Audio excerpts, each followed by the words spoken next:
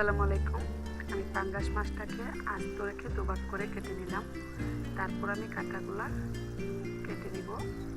এ পর্যায়ে আমি মাছের মাথার কাছের যে কাঁটাগুলো আছে, সাইডের কাঁটাগুলো একে একে সবগুলো কাঁটা আমি কেটে ফেলে দিব। এখন আমি মাছের মাথাটাকে আলাদা করে নেব। মাছের মাথাটা আলাদা হওয়ার পর আমি মাছের মাথার নিচে যে থুতনির অংশটা আছে সেটা আমি সাবধানের সাথে কেটে আলাদা করব। আপনারা খুব সাবধানের সাথে কাজ করবেন যাতে করে হাত কেটে না যায়। তারপর আমি এর ভিতরে যে মাছের কলিজাটা আছে সেই কলিজাটাকে আমি আলাদা করে নেব। যে অংশটা আছে সেই অংশটুকুকে আমি আমার পরিমাণ মতো করে পিস পিস করে নেব। আমি এক আঙ্গুল থেকে একটু বেশি পরিমাণে পিস করে নিয়েছি। আপনারা আপনাদের পরিমাণ মতো পিস পিস করে নেবেন।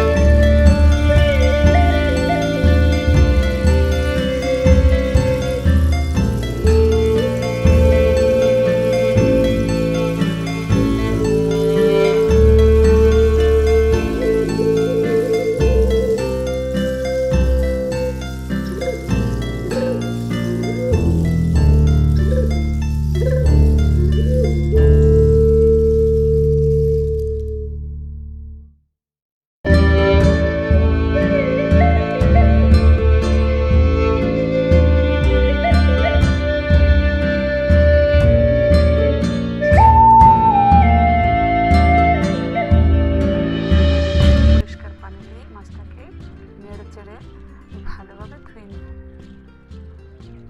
আমি মাছটাকে ছাঁকনিতে তুলে নিব। মাছটাকে আমি 4 থেকে 5 বার ধৌত করব। হয়তো বা আপনাদেরকে সব ভিডিওটা দেখানো সম্ভব হবে না, ভিডিও এমনিতে অনেক লম্বা হয়ে গেছে। আপনারা মাছটাকে খুব ভালোভাবে ধুয়ে নেবেন। মাছের মাথার অংশটুকু আমি যেভাবে দেখাচ্ছি সে ঠিক এভাবে পরিষ্কার করে মাথাগুলোকে ভালো করে ধুতে হবে। মাছের মুখটা দিয়ে আঙ্গুল ঢুকিয়ে দিয়ে ঠিক এইভাবে নেড়ে চেড়ে ভালো করে ধুতে হবে, রক্তগুলো যাতে ভিতর থেকে বেরিয়ে আসে।